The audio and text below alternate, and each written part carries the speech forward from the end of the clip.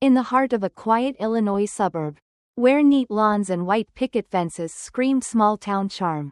Amanda Harper grew up in a home where love was a transaction, always tethered to conditions. The moment her younger sister, Sophia, was born, Amanda's world shifted. She was 6 when Sophia's cries echoed through the house.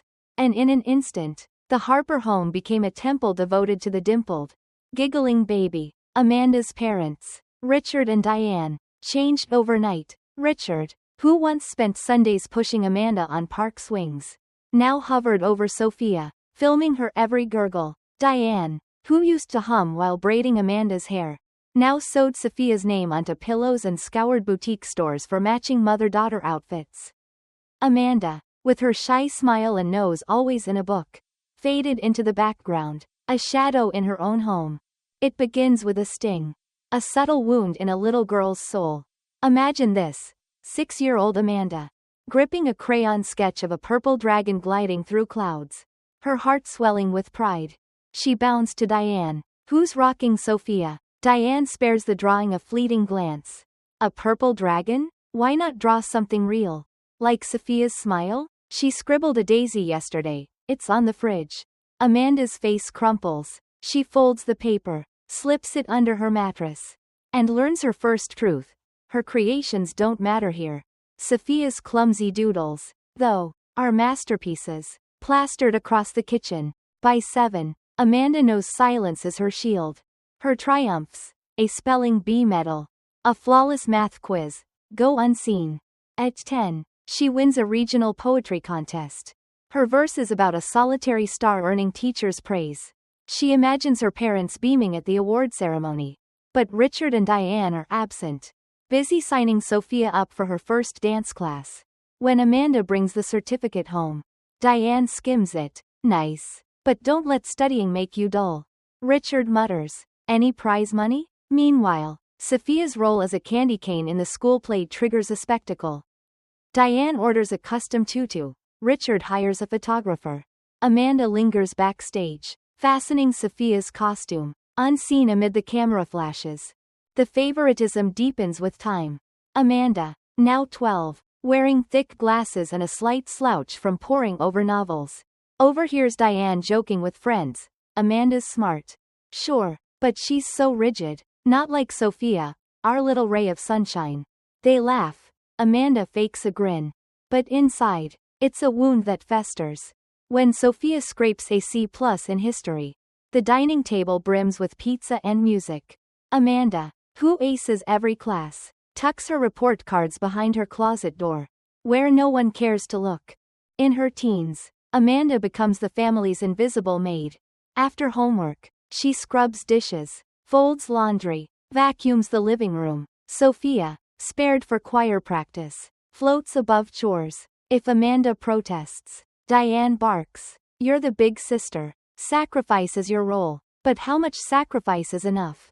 Amanda can't recall her parents' last embrace, but she vividly remembers collapsing at her desk one night, stomach hollow from hunger, only for Diane to jolt her awake at dawn. Stop the act. The kitchen's still a wreck.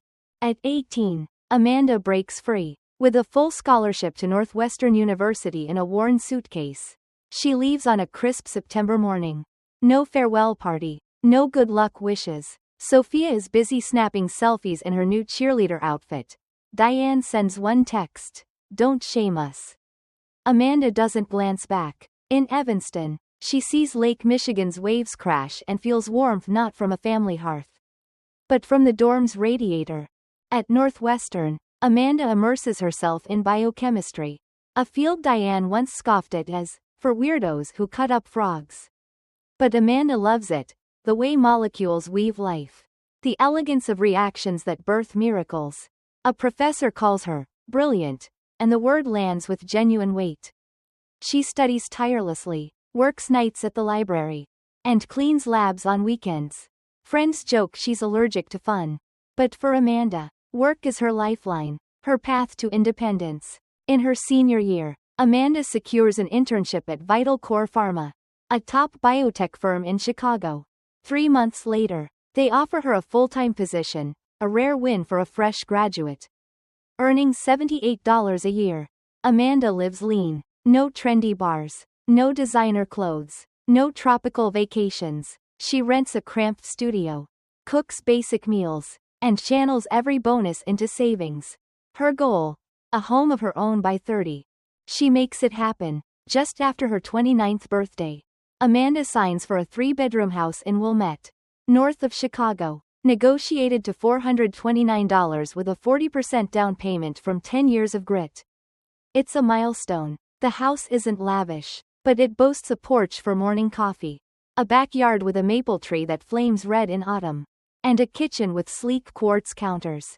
Amanda paints every wall, sews her own curtains, and builds shelves for her books.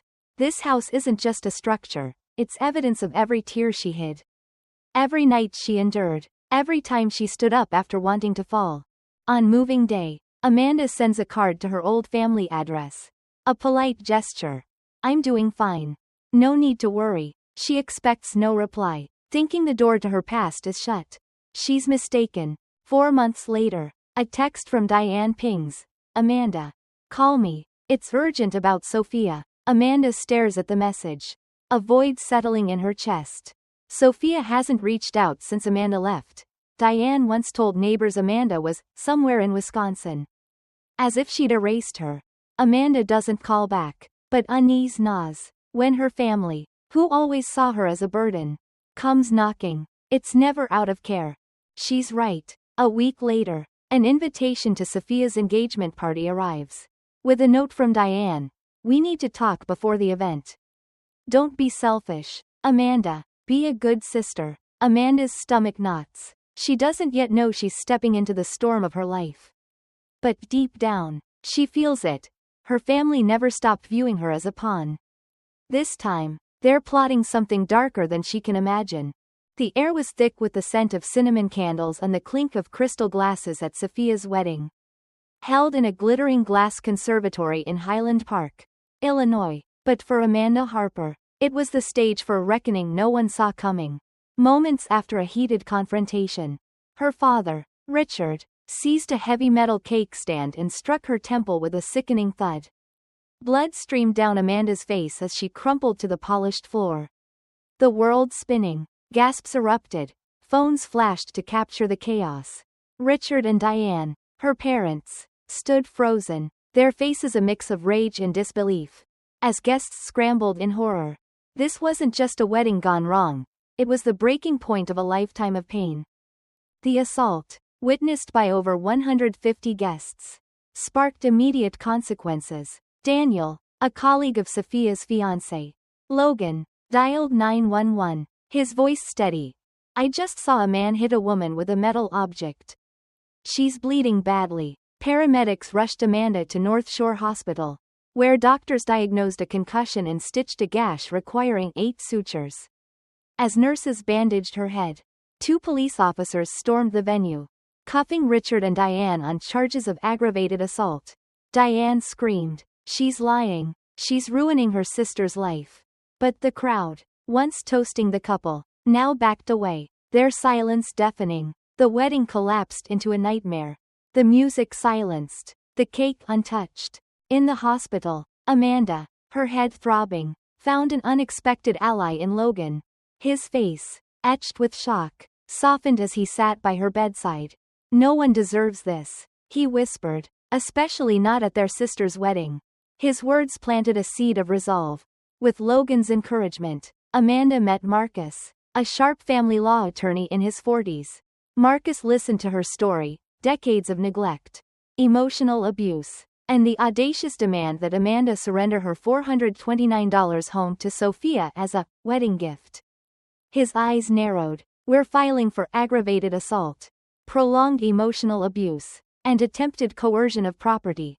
With the evidence, this case is ironclad." Marcus moved swiftly, gathering 6 videos from the wedding, each showing Richard's attack in brutal clarity. Audio captured Diane's venomous shout, "You're selfish." Witness statements poured in. Logan, Daniel, and 3 others, including an elderly couple who'd known the Harpers for years. Amanda's medical records, detailing 8 stitches and a concussion, sealed the case. Within days, Marcus filed at Lake County District Court, naming Amanda Harper versus Richard and Diane Harper. Amanda's hand shook as she signed the authorization. But her resolve didn't waver. This wasn't just about the attack. It was about dismantling a lifetime of being erased. The trial was a spectacle.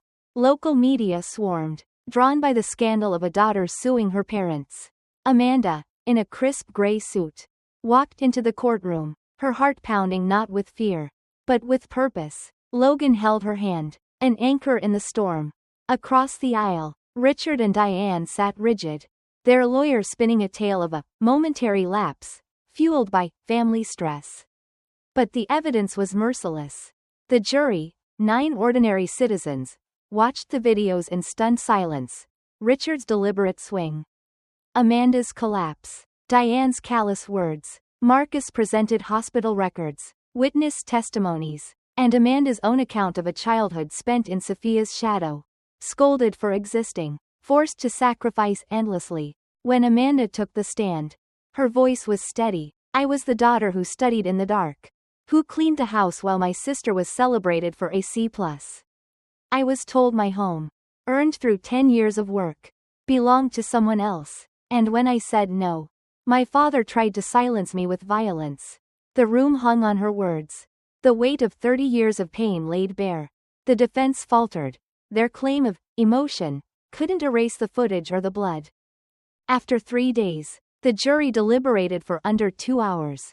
The foreman, a middle-aged woman, stood. We find Richard and Diane Harper guilty on all counts. Aggravated assault, prolonged emotional abuse, and attempted coercion of property. Amanda's chest tightened, then released. Judge Evelyn Carter, her silver hair gleaming, delivered the sentence. 8 years in prison. No parole for 6. And $320 in damages to Amanda Harper for medical costs, legal fees, and emotional harm. As Richard and Diane were handcuffed, Diane shot Amanda a look, not of remorse, but of blame. Amanda didn't flinch. She had nothing left to prove. The trial's fallout obliterated the Harper family's facade. Logan, horrified by the violence, called off his engagement to Sophia. His parents, Margaret and Dean, who'd witnessed the assault, were unequivocal. We can't tie our son to a family like this, Dean said, his voice cold. Sophia, in her pristine wedding gown, pleaded, I didn't do anything. But Margaret's reply cut deep. You knew. And you let it happen. Sophia stood alone, her dream wedding shattered, her guests slipping away, their whispers sharp. Her sister was bleeding. And she did nothing. Even her best friend, Claire, left without a word. Sophia's silence, mirroring her family's treatment of Amanda, became her undoing. Amanda's healing began in the quiet aftermath. Logan visited daily, bringing her favorite chamomile tea and stories to ease her loneliness. 3 months later, in the backyard of her Wilmette home, they married in a simple ceremony. No lavish venue, just 30 close friends, white daisies, and homemade cake under string lights. Marcus, now a friend, officiated. Amanda's vows were raw. I can't promise perfection, but I promise to love you as I've learned to love myself, freely. Logan's eyes glistened as he replied, You'll never cry alone again. Their home, once a battleground, became a sanctuary of unconditional love. Inspired by her journey, Amanda and Logan co-founded Restore, a nonprofit offering legal and emotional support to family abuse survivors. Amanda worked directly with clients, her scars fueling her empathy. Letters flooded in from women who'd read her story, some forced into unwanted marriages, others belittled for not fitting family molds. Your courage gave me mine. One wrote. A woman in her 50s, tears streaming, told Amanda, I left my toxic home because of you. Each story lifted Amanda, turning her pain into purpose. Amanda learned to forgive, not for her family, but for herself. Forgiveness is my freedom, she'd say, her voice firm. Her parents and Sophia never reached out, their silence a final confirmation of their indifference. But Amanda didn't need their validation. She had Logan, her work, and a community that saw her worth. Her story, splashed across local news, sparked conversations about familial abuse, inspiring countless others to say, no, to injustice. This is Amanda's truth. Courage isn't loud. But it's unshakable. From a girl dismissed by her family, she became a beacon, proving that our past doesn't define us, our choices do. To anyone trapped in darkness, Amanda's message rings clear. You don't need permission to protect yourself. You deserve peace. And you deserve a new beginning. Her journey isn't just a story, it's a call to rise. To fight. And to reclaim your light.